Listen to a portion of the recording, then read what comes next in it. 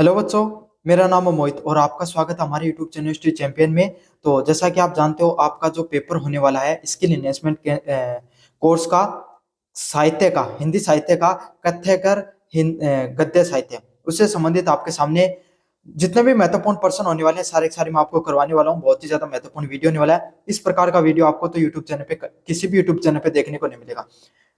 बस आपको क्या करना है, चैनल को सब्सक्राइब कर देना है, वीडियो को लाइक कर देना और अपने दोस्तों को जरूर से शेयर कर देना है।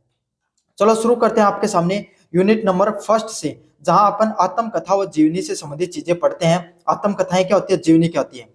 इसके अलावा जो ये पीडीएफ जो मैं आपको पढ़ाऊंगा, unit first, unit second, unit third, तीनों यूनिट इसी वीडियो में कवर हो जाएंगे। उसकी ये जो सॉल्यूशन वाली पीडीएफ है, ये हमारे टेलीग्राम चैनल पे देखने को मिलेगी। कहां पर भी देखने को मिलेगी? टेलीग्राम चैनल पर। तो सभी बच्चे टेलीग्राम चैनल को जोर से ज्वाइन कर लेना।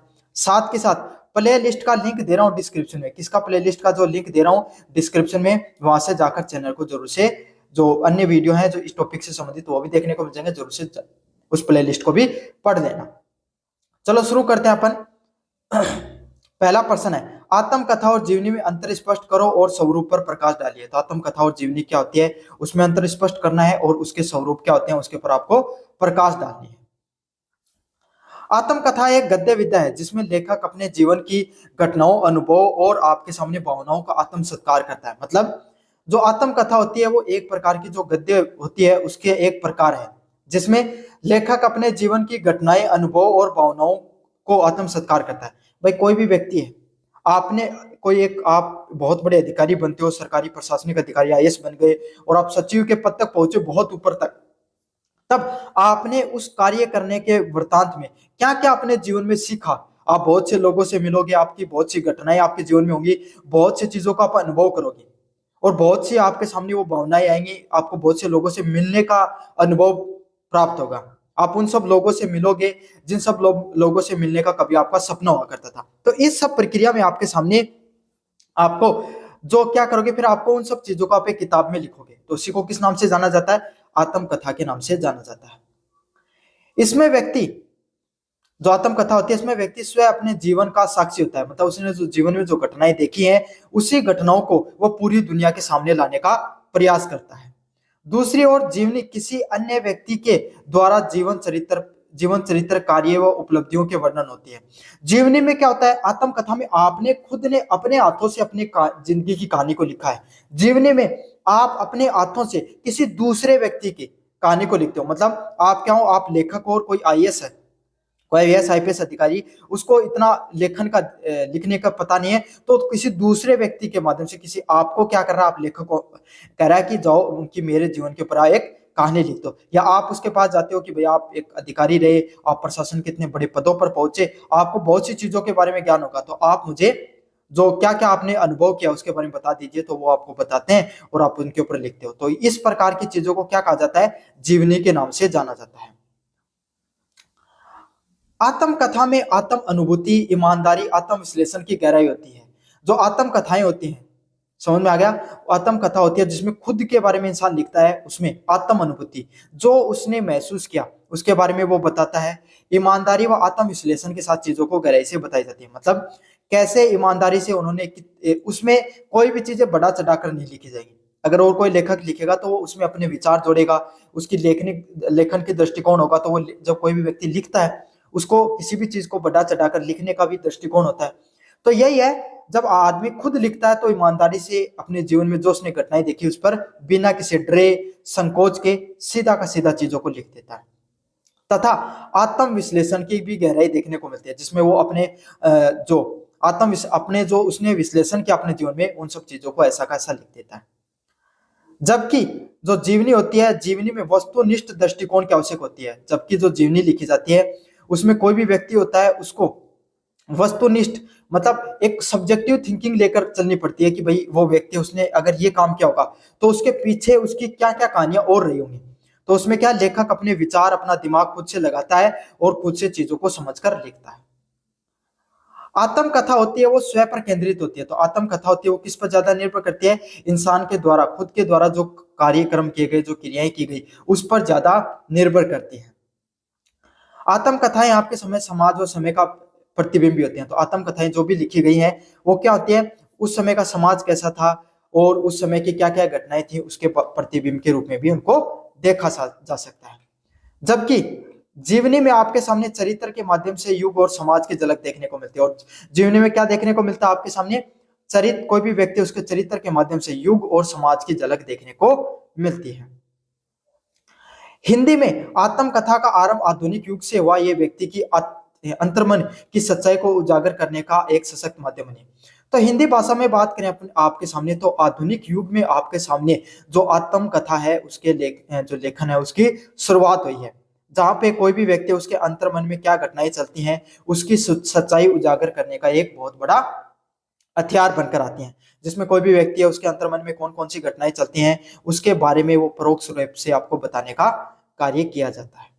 समझ में आ गया आपके सामने? बहुत ही ज्यादा महत्वपूर्ण प्रश्न था ये जो आत्मकथा और जीवनी में, उसको मैंने विस्तार से आपको बताया है। अगले वाला प्रश्न आपके सामने, हिंदी साहित्य में आत्मकथा लेखन की परंपरा और विकास का विवेचन कीजिए। मतलब जो हिंदी साहित्य है उसमें आत्मकथा लेखन की जो परंपरा है और विकास के बारे में आपको विस्तार से बताना है कि हिंदी साहित्य में आत्मकथा लेखन का क्या महत्व रहा है, और उस परंपरा के विकास के बारे में भी आपको विस्तार से बताना है। हिंदी में आत्मकथा लेखन का आरंभ 29वीं शताब्दी के उत्तरार्ध में हुआ। तो हिंदी में जो आत्मकथाएं जो लिखी गई उसका जो आरंभ आपको 29वीं शताब्दी की शुरुआत में देखने को मिलता है, जहां पे भारतेंदु हरिश्चंद्र के समय के लेखकों ने, जो भारतेंदु जो हरिश्चंद्र है उस समय के जो लेखक है, उन्होंने अपने आत्म अनुभव जो उन्होंने जीवन में अनुभव किया, साहित्य आत्म अनुभव के साहित्य के विषयों को बनाना आरंभ किया। मतलब उनके द्वारा जो चीजें जीवन में विषय अनुभव की गई उसके बारे में उन्होंने लिखना शुरू किया। 20वीं सदी में राष्ट्रीय चेतना, समाज सुधार और व्यक्तिगत संघर्षों की आत्मकथा को नई दिशाएं दी। मतलब 20वीं शताब्दी में राष्ट्रीय चेतना को, कोई भी व्यक्ति है उसकी अपने देश के प्रति कैसी विचारधारा है, उसने सरकारी कार्यालय में या कहीं और काम किया तो उसके अपने राष्ट्र के प्रति क्या भावना है, उसके बारे में उन्होंने विचारों को प्रकट किया। समाज में सुधार व व्यक्तिगत संघर्षों के बारे में बताया गया, जहाँ पे कोई भी व्यक्ति है, कोई भी समाज है, उसमें किस किस प्रकार से जो सुधार होना चाहिए, कैसे कोई व्यक्ति है उसके जीवन में व्यक्तिगत संघर्ष है, उसके बारे में आपके सामने लिखा गया। इन सब चीजों ने जो आत्मकथाएं हैं उनको एक नई दिशा व दशा दी। महात्मा गांधी के द्वारा सत्य का प्रयोग, वचन के द्वारा क्या बोलूं क्या याद करूं, महात्मा गांधी ने सबसे पहले आत्मकथा का लिखा क्या, सत्य का प्रयोग, जिसमें उन्होंने अपने जीवन में सत्य का क्या महत्व है, सत्य के बारे में, सत्य के प्रयोग के बारे में उन्होंने विस्तार से लिखा कि उन्होंने जिंदगी में जो सत्य का प्रयोग किया उससे क्या क्या चीजें सीखी हैं आपके सामने। हरिवंश राय बच्चन के द्वारा क्या भूलूं क्या याद करूं जैसी आपके सामने जो आत्मकथाएं लिखी गई, इसमें आपको सामने उनके जीवन में जो उन्होंने अनेक प्रकार की रचनाएं लिखी, उनके जीवन में किस किस प्रकार का द्वंद्व था उसके बारे में उन्होंने विस्तार से लिखा। आचार्य नरेंद्र देव, राम वृक्ष बेनपुरी और और प्रशांत रंजन सरकार जैसे आत्मकथाएं इस परंपरा की शिखर कृतियां हैं। मतलब आत्मकथा को लिखने के लिए अनेक प्रकार के साहित्यकार हैं जो प्रसिद्ध रहे हैं, जिसमें से आपके सामने आचार्य नरेंद्र देव हैं, उनका नाम सर्वप्रिय आता है। राम वृक्ष बेनपुरी हैं, जिनका नाम सर्वप्रिय आता है आपके सामने, भी बहुत प्रसिद्ध कथाकार रहे हैं जिन्होंने आत्मकथाओं को बहुत ही स्पष्टता से लिखा है। प्रभात रंजन सरकार हैं, वो एक आपके सामने बहुत बड़े कथाकार रहे हैं जिन्होंने आत्मकथाओं को लिखा है। इनके द्वारा जो लिखी गई आत्मकथाएं हैं, इन्होंने इस परंपराओं को क्या पर पहुंचाया, इन सब ने अपनी इन जो आत्मकथाओं की लिखने की जो परंपरा है इसको शिखर पर पहुंचाने का कार्य किया है। इन आत्मकथाओं में व्यक्ति के जीवन के साथ साथ युग के इतिहास भी समावित देखने को मिलता है। मतलब इनके द्वारा जो आत्मकथाएं लिखी गई, इसमें कोई भी व्यक्ति के जीवन के अंदर क्या क्या आपके अंदर क्या क्या घटनाएं, कोई भी व्यक्ति ने जो जीवन जिया है उसमें क्या क्या घटनाएं घटी, तो कोई भी व्यक्ति जब जीवन जीता है तो उस युग में, उस जो समय काल में क्या क्या घटनाएं होती है उसके बारे में पता चल जाता है, उस समाज में क्या क्या घटनाएं होती है उसके बारे में भी विस्तार से पता चल जाता है। तो यही है, आत्मकथाओं से व्यक्ति के जीवन के साथ साथ उस युग के इतिहास का भी पता चलता है। आज हिंदी आत्मकथा लेखन में आत्मविश्वास, समाज की व्यथा व व्यक्ति की यात्रा के सशक्त दस्तावेज बन चुके हैं। अगर अपन विस्तार से समझें तो आज हिंदी आत्मकथा जो लेखन है इसमें आत्म विश्लेषण के बारे में पता चलता है कि भाई कोई भी व्यक्ति है वो आपके सामने आत्म खुद के जीवन के बारे में क्या सोच विचार रखता है, आत्म विश्लेषण पता चलता है। समाज की क्या व्यथा है, समाज में क्या क्या आपके सामने परेशानियों का सामना कर रहा है, समाज समाज में क्या आपके सामने द्वंद्व है, समाज में क्या क्या परेशानियां उसके बारे में पता चलता है। और व्यक्ति की यात्रा, उस व्यक्ति ने अपने जीवन में कैसा अनुभव किया, उसके बारे में विस्तार से सभी चीजों का पता चल जाता है। तो ये होती है आत्मकथा। आत्मकथा कोई भी व्यक्ति के जीवन के ऊपर घटनाएं होती हैं, उसमें महात्मा गांधी के द्वारा सत्य का प्रयोग, जो हरिवंश राय बच्चन उनके द्वारा क्या बोलूं क्या याद करूं, आचार्य नरेंद्र देव, राम वृक्ष बेनपुरी व प्रशांत रचन जैसे कुछ प्रमुख साहित्यकार हुए, जिनके द्वारा प्रमुख साहित्यिक जो रचनाएं आत्मकथाओं की रचनाओं को रचा गया। समझ में आ गया? आपके सामने काफी ज्यादा महत्वपूर्ण प्रश्न था, मैंने आपको बहुत ही विस्तार से इसको समझाया है। यूनिट नंबर सेकंड की बात करें, रेखा चित्र, स्केच है यूनिट नंबर सेकंड। जो रेखा चित्र है उसमें किस प्रकार के प्रश्न देखने को मिलेंगे, इसके बारे में अपन विस्तार से पढ़ने वाले हैं। अगले वाली है जो यूनिट नंबर सेकंड रेखा चित्र, उसमें रेखा चित्र के की परिभाषा दीजिए और साहित्यिक स्वरूप व विशेषताओं की व्याख्या कीजिए। तो रेखा चित्र होता है, उसको आपको परिभाषित करना है कि भाई रेखा चित्र होते क्या है और उससे क्या साहित्यिक स्वरूप देखने को मिलता है, और उसकी विशेषताओं के बारे में आपको विस्तार से बताना है। मतलब रेखा चित्र की परिभाषाओं के बारे में बताना है, उसका साहित्यिक स्वरूप क्या है और उसकी विशेषताएं क्या होती है, उसके बारे में आपको विस्तार से बताना है। रेखा चित्र कोई भी गद्य की वो विधा होती है जिसे कोई व्यक्ति, स्थान या घटना का चित्र भावनात्मक और कलात्मक रूप से प्रस्तुत किया जाता है। मतलब रेखा चित्र होते हैं वो गद्य, जो साहित्य की रचना होती है आपके सामने, उसकी वो कला होती है जिसमें कोई भी व्यक्ति, स्थान या घटना का चित्रात्मक और भावनात्मक व कलात्मक रूप प्रस्तुत किया जाता है। मतलब कोई घटना हो गई, कोई व्यक्ति हो गया, कोई स्थान हो गया, उसको भावनात्मक रूप से और कलात्मक रूप से प्रस्तुत किया जाता है। मतलब जैसे कि जो आपके सामने जो कोई भी एक व्यक्ति है, आप हो, आपके जीवन में किस किस प्रकार की घटनाएं घटी, उसको भावनात्मक रूप से जोड़ा गया। जैसे आप बेरोजगार व्यक्ति हो, है ना, आपको सरकारी नौकरी की तैयारी कर रहे हो, तो उस समय आपने जो जीवन में संघर्ष किया, उस संघर्ष को आपको दिखाया गया भावनात्मक रूप से। और उस जो ये आपका संघर्ष है, ये सिर्फ आपका ही नहीं है, उस समय जितने भी सरकारी नौकरी की तैयारी करने वाले व्यक्ति हैं, उनके जीवन में किस किस प्रकार का संघर्ष है, आपने उसके बारे में भी बताते हो। तो ये जो इस प्रकार की जो लेखन होता है, जिसमें कोई एक व्यक्ति की माध्यम से, कोई एक व्यक्ति, स्थान या घटना के माध्यम से पूरे समाज के दृष्टिकोण को दिखा दिया जाता है, उसी को रेखा चित्र के नाम से जाना जाता है।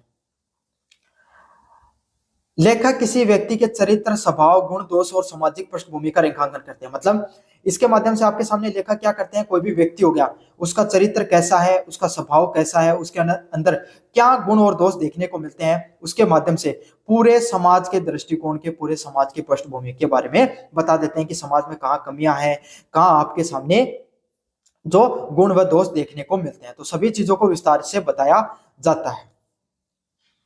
रेखा चित्र की क्या क्या विशेषताएं होती है, भाई कोई भी रेखा चित्र लिखा जाता है तो उसकी क्या क्या विशेषताएं होती है।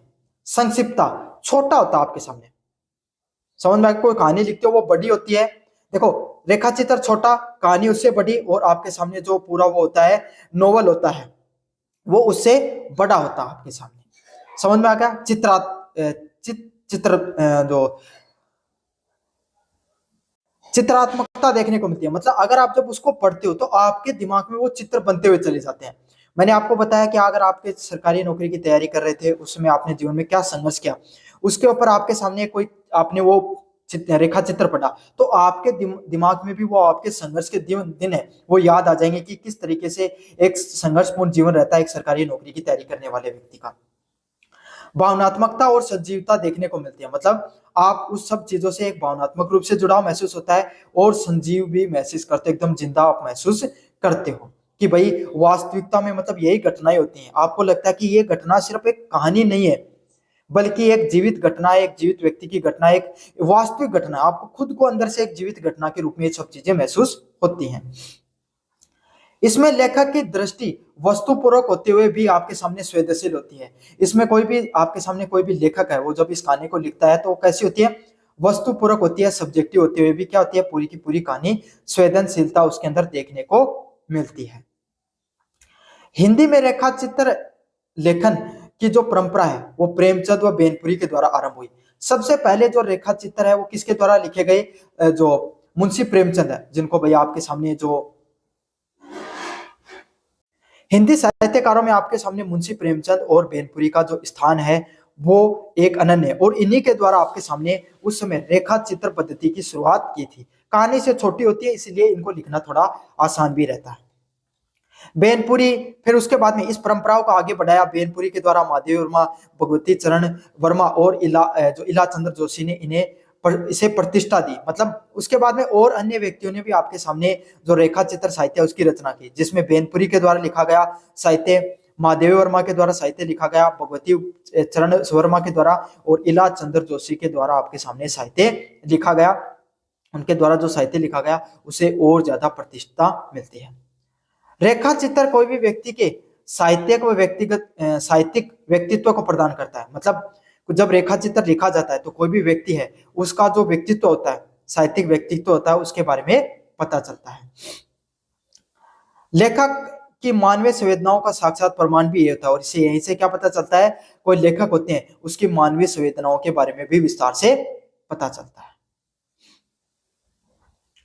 अगले वाले प्रश्न की तरफ बढ़िए। रामवृक्ष बेनपुरी के रजिया रेखा चित्र के माध्यम से उनकी मानवतावादी दृष्टिकोण पर चर्चा कीजिए। मतलब रामवृक्ष बेनपुरी के द्वारा जो रजिया रेखा चित्र लिखा गया उसके माध्यम से जो मानवतावादी दृष्टिकोण है उसके बारे में आपको विस्तार से बताना है।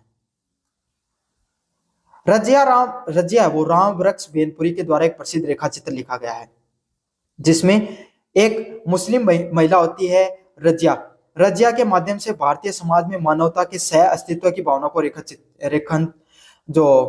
चित्रित किया गया। मतलब एक मुस्लिम महिला है रजिया, उसके माध्यम से भारतीय समाज में मानवता के बारे में विस्तार से बताया गया है कि किस तरीके से भारतीय समाज में मानवता देखने को मिलती है। हमारे भारत में धार्मिक दृष्टिकोण से आपके सामने क्या है, भेदभाव देखने को मिल सकता है, लेकिन फिर भी मानवता के दृष्टिकोण से हम क्या होते हैं, एक दूसरे से जुड़े हुए हैं। रजिया का जो चरित्र है वो सरल है, करुणामय है, वह नारी संवेदना से भरपूर दिखाई देता है। मतलब रजिया का जो चरित्र है वो आपके सामने कैसा है, एकदम सरल स्वभाव की महिला है, वो करुणामय, एक आम महिला की तरह करुणामय से उसका जो जो व्यवहार है वो करुणा से भरा हुआ है, और नारी संवेदनाओं से भरपूर दिखाई देती है। जैसे एक महिला होती है, एक महिला का स्वभाव कैसा होता है, वो संवेदनशील होती है, उसी तरीके से आपके सामने जो रजिया है उसका व्यवहार भी कैसा है, संवेदनाओं से भरा हुआ है। जो आपके सामने बेनपुरी है, बेनपुरी ने धार्मिक भेदभाव से आपके सामने से ऊपर उठकर, तो जो रामवृक्ष बेनपुरी है उन्होंने क्या किया, जो धार्मिक जो भेदभाव देखने को मिलती है उन सब चीजों को अलग रखकर उन्होंने क्या दिखाया है, आपके सामने मानवीय संबंधों को गहराई से दिखाया। चाहते तो रामवृक्ष बेनपुरी है वो आपके सामने साहित्य में राजनीतिक और जो धार्मिक परोक्ष है, या जो राजनीतिक में आप अपने साहित्य में धार्मिक दृष्टिकोण को परोस सकते थे अपने पढ़ने वालों को, लेकिन उन्होंने इस जो पात्र के माध्यम से क्या किया है, मानवीय संबंधों को दिखाया है। उन्होंने धर्म से ऊपर किसको दिखाया है, कोई भी जो मानव होते हैं उनके जो संबंध होते हैं उनको उन्होंने उससे ऊपर भी दिखाया है। उन्होंने जीवन में रजिया के संघर्ष, प्रेम और करुणा के माध्यम से नारी के अंतःशक्ति और संवेदनशीलता को व्यक्त किया। उन्होंने क्या दिखाया, रजिया के जीवन में किस प्रकार का संघर्ष है, फिर भी वो आपके सामने अपने जीवन में जैसे एक आम नारी का जो स्वभाव होता है, प्रेम और करुणा से भरी हुई है। और यही सब चीजें आपके सामने किस चीज को दिखाती हैं, अंतःशक्ति की संवेदनशीलता को व्यक्त करती हैं। कोई भी व्यक्ति है उसके अंदर जो एक महिला होती है उसके अंदर जो संवेदनशीलता जो पाई जाती है उसको वो दिखाने का प्रयास करते हैं। कोई भी जो रेखा चित्र में भाषा सहज व भावनात्मक है। कोई भी रेखा चित्र जो लिखा गया है उसमें किस प्रकार की भाषा का प्रयोग किया गया है, बहुत ही ज्यादा सहज भाषा का प्रयोग किया गया है। जो कोई भी व्यक्ति जब पढ़ता है इस रेखा चित्र को तो उसको सहज और सजग महसूस करता है, एकदम सहज आपके सामने भाषा का प्रयोग किया गया है। लेखक के दृष्टिकोण की बात करें, लेखक ने जो साहित्य की रचना की है, लेखक का दृष्टिकोण मानवीय है। उन्होंने मानवीय दृष्टिकोण से चीजों को ज्यादा रचना की है कि भाई उन्होंने चाहते तो धार्मिक दृष्टिकोण को रख सकते थे, चाहते तो आपके सामने जो और कोई दृष्टिकोण को जो राजनीतिक दृष्टिकोण पे खेल सकते थे, लेकिन उन्होंने मानवता को सर्वप्रिय रखा है, मानवता के ऊपर उन्होंने बात की है। जहां धर्म, जाति और वर्ग से अधिक उन्होंने मानवता को मूल्य सर्वोच्च रखा है। मतलब उन्होंने ना धर्म को सबसे ऊपर रखा, ना जाति को सबसे ऊपर रखा, ना आपने कोई वर्ग को, उन्होंने सबसे ऊपर किसको रखा है? मानवता को सबसे ऊपर रखा है। यही बेनपुरी की रचना का प्रमुख संदेश है। और यहीं से जो रामवृक्ष बेनपुरी है, उनके द्वारा जो साहित्य की रचना की गई उसमें प्रमुख रूप से संदेश देखने को मिलता है, जहां उन्होंने साहित्य में किसकी बात की है? जाति धर्म व वर्ग से ऊपर उठकर उन्होंने अपने साहित्य में किस चीज की बात की है? मानवता की बात की है। मुझे उम्मीद आपको चीजें अच्छे से समझ में आ गई होंगी, विस्तार से आपने चीजों को समझा होगा। अब बात करते हैं यूनिट नंबर 3 की, जिसमें संस्मरण से संबंधित प्रश्न देखने को मिलते हैं। किससे संबंधित प्रश्न देखने को मिलते हैं? संस्मरण से संबंधित प्रश्न देखने को मिलते हैं। संस्मरण के बारे में अपन विस्तार से पढ़ेंगे। अगले वाला, संस्मरण को परिभाषित कीजिए तथा इसके साहित्यिक परंपराओं विकास का व्याख्या कीजिए। मतलब जो संस्मरण लिखा जाता है उसके आपको उसकी परिभाषा देनी है और उसके साहित्यिक जो परंपरा एवं विकास के बारे में बताना है कि क्या संस्मरण क्या होता है, उसकी साहित्यिक परंपराएं क्या होती है और उसके विकास के बारे में आपको विस्तृत रूप से बताना है। संस्मरण गद्य की वह विधा है जिसमें लेखक अपने देखे सुने अनुभव व परिचित व्यक्तियों के स्मृतियों का वर्णन करता है। मतलब संस्मरण के आपके सामने, संस्मरण एक प्रकार से गद्य की वो विधा होती है जिसमें लेखक है वो अपने क्या क्या क्या उन्होंने अपने जीवन में चीजों को देखा है, क्या क्या चीजों को अनुभव किया है और अपने परिचित व्यक्तियों की स्मृतियों का वर्णन करता है। मतलब जैसे आपका कोई दोस्त था, है ना, अब आपका कोई दोस्त है वो प्रधानमंत्री बन जाता है, तो अब आपके उनके ऊपर आप साहित्य की रचना करते हो कि उनके साथ आपके कैसा व्यवहार रहा, आप उनके साथ खेला खेलते थे, आप उनके साथ उन्होंने कैसा जीवन बिताया। तो इस प्रकार की जो चीजें घटती हैं उसी को संस्मरण के माध्यम से आप रेखा चिंतन करते हो। कोई बचपन की कोई घटना हो गई किसी व्यक्ति के साथ, आपने बचपन में क्या क्या चीजें की हैं, आपने जवानी में अगर कोई कार्य किया तो उस समय आपके कैसे अनुभव रहे, तो इन सब चीजों को जब आप लिखते हो तो उसी को संस्मरण के नाम से जाना जाता है। संस्मरण में आपके सामने लेखक अपने देखे सुने अनुभव व परिचित व्यक्तियों की स्मृतियों का वर्णन करते हैं, जिसमें लेखक है वो अपने देखे व सुने गए जो उन्होंने क्या जीवन में देखा है, क्या सुना है, क्या क्या चीजें जीवन में अनुभव किए हैं, उन सब चीजों के बारे में वो बताते हैं। पर उनके जितने भी परिचित व्यक्ति हैं उनकी स्मृतियों का भी वर्णन किया जाता है। भाई उनके जितने भी जो परिचित व्यक्ति हैं उन्होंने जीवन में क्या क्या क्या किया है, उनके साथ उनकी क्या स्मृतियां हैं, उसके बारे में भी वो बात की जाती है। इसमें आत्मीयता, ईमानदारी व सजीवता का समावेश होता है। मतलब जो आपके सामने जो संस्मरण होता है इसमें आपको आत्मा से भावनाएं आती हैं, ईमानदारी दिखाई पड़ती है कि कैसे आपके सामने कोई भी व्यक्ति है उसके जीवन में किस किस प्रकार से घटनाएं घटती हैं, उसमें उन सब घटनाओं को आप ईमानदारी के साथ सत्यता के साथ वहां पर प्रकट करते हो संस्मरण के अंदर की वास्तविकता में मेरे जीवन में ये घटना हुई, मैंने यहाँ गलतियां की हैं, मैंने जीवन में यहाँ से ये सीखा है, मैंने जीवन में ये कार्य किया है। और सजीवता के साथ, भाई कोई भी व्यक्ति उसके जीवन की वास्तविक घटनाएं हैं तो उसमें सजीवता तो वास्तविकता तो देखने को ही मिलती है। हिंदी में संस्मरण लेखन की परंपरा आधुनिक युग से आरंभ हुई। तो हिंदी में जो संस्मरण लिखे गए हैं, संस्मरण जो लेखन है उसकी परंपरा कहां से शुरू हुई है? आधुनिक हिंदी के आरंभ से इसकी शुरुआत देखने को मिलती है। मतलब जब आधुनिक युग में जब लेखन का साहित्य की शुरुआत हुई, जिस समय आपके सामने जो रेखा चित्र हैं, जो आपके सामने जो काव्य जो कहानी का जो लेखन है वो आगे बढ़ता है, उसी समय संस्मरण लेखन भी निकल के आता है।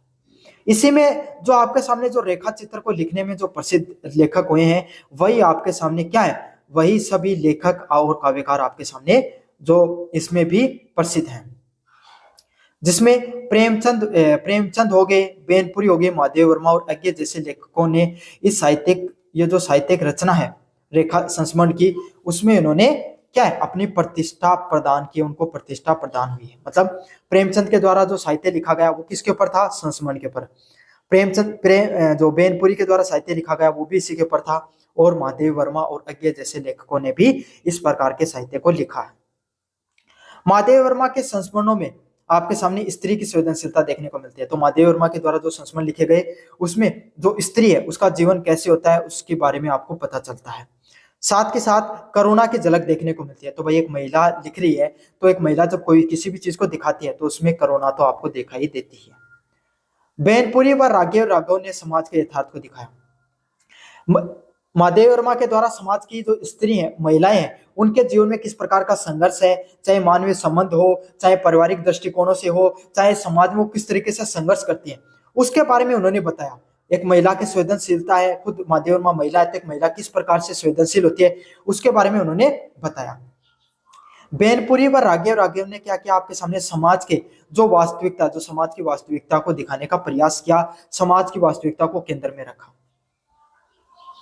संस्मरण के विकास में आत्म अनुभव व सामाजिक इकाई के यथार्थ को जोड़ने वाली विधा होती है। मतलब जो संस्मरण होता है, जो संस्मरण का विकास होता है, इसमें क्या होता है, आपके सामने जो जीवन में कोई भी व्यक्ति है उसको किस प्रकार के अनुभव होते हैं और उसका जो सामाजिक जीवन होता है उसकी वास्तविकता को जोड़ने वाले जो चीजें होती हैं उसके बारे में वो विस्तार से बताने का कार्य करते हैं। समझ में आ गया आपके सामने संस्मरण क्या होते हैं। अब अगले वाला जो इंपॉर्टेंट क्वेश्चन है, महादेव वर्मा के भक्तिन संस्मरण की प्रमुख विशेषताएं बताइए कि भक्तिन जो संस्मरण लिखा उनके द्वारा उसकी क्या प्रमुख विशेषताएं होती हैं। महादेव वर्मा के द्वारा भक्तिन संस्मरण एक सामान्य महिला के असाधारण व्यक्तित्व का चित्र है। तो जो महादेव वर्मा है उसके द्वारा जो भक्तिन संस्मरण लिखा गया वो एक जो सामान्य महिला है उसके असाधारण व्यक्तित्व, मतलब उसमें एक महिला के बारे में बताया गया है जिसका जीवन में उसके चरित्र को इस तरीके से दिखाया गया है कि उसका जो चरित्र है उस साहित्य में एक असाधारण व्यक्ति के जैसे चरित्र जैसा दिखाई देता है। भक्तिन को मतलब भक्ति करने वाली कोई महिला, जो भक्त का जो स्त्रीलिंग होता है भक्तिन में नारी की सहनशीलता, कोई भी एक नारी वो कितनी सहनशील हो सकती है उसके निष्ठा व त्याग के मार्मिक वर्णन किया गया है। तो कोई भी एक नारी है, कोई एक महिला है, वो कितनी सहनशील हो सकती है, उसके जीवन में किस प्रकार का त्याग है और किस प्रकार से निष्ठा है, उसका एक मार्मिक और आपके सामने वास्तविक जो वर्णन देखने को मिलता है। तो भक्तिन में ही कोई नारी है, उसके जो एक नारी के जो आम गुण होते हैं, सहनशीलता, भाई महिला होती है वो कमजोर नहीं होती है, भावनात्मक रूप से महिला को कमजोर माना जाता है लेकिन वो कमजोर नहीं होती है। किसी भी प्रकार की चुनौतियों को जितनी महिला सहनशीलता से स्वीकार कर सकती है शायद ही जीवन में कभी पुरुष सहनशील कर पाए। वो उस उनकी पूर्ण रूप से चीजों के प्रति निष्ठा और आपके सामने क्या दिखाई पड़ती है, त्याग दिखाई पड़ता है अपने जीवन के प्रति। महादेव वर्मा ने एक घरेलू स्त्री के माध्यम से समाज की स्त्री की स्थिति दिखाई है। मतलब ये जो भक्तिन है उसके माध्यम से उन्होंने समाज में महिला की जो क्या स्त्री, एक घरेलू स्त्री है भक्तिन, उसके माध्यम से समाज में महिलाओं की क्या स्थिति है, स्त्रियों की क्या स्थिति है उसके बारे में उन्होंने विस्तार से बताया है। साथ के साथ आंतरिक शक्ति को भी उजागर करने का प्रयास किया है कि एक महिला है उसके अंदर एक महिला वो किस किस प्रकार के अलग अलग प्रकार की चुनौतियों से गुजरती है उसके बारे में भी उन्होंने स्पष्ट रूप से बताया है।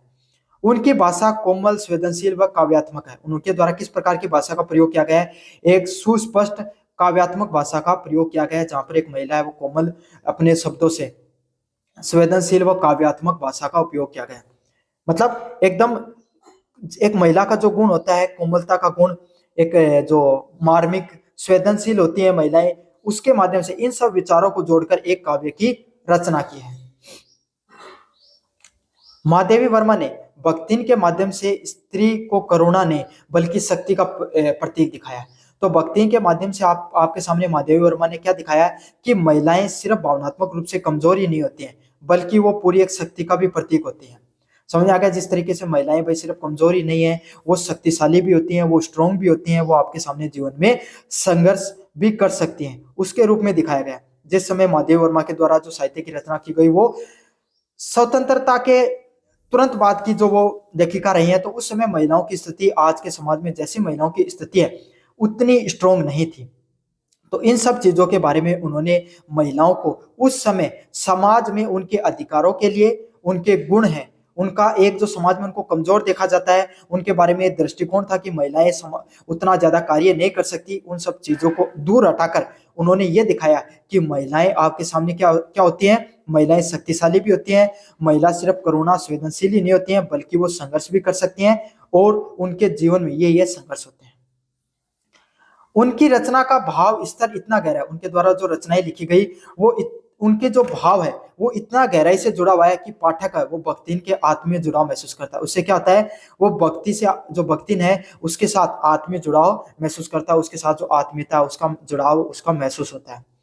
ये संस्मरण विमर्श को सशक्त बनाता है और ये जो दोनों के बीच में जो बातचीत होती है उसके बीच में विचार विमर्श को सशक्त व जो आपके सामने जो चीजें होती हैं उनको वास्तविक बताने का प्रयास करता है।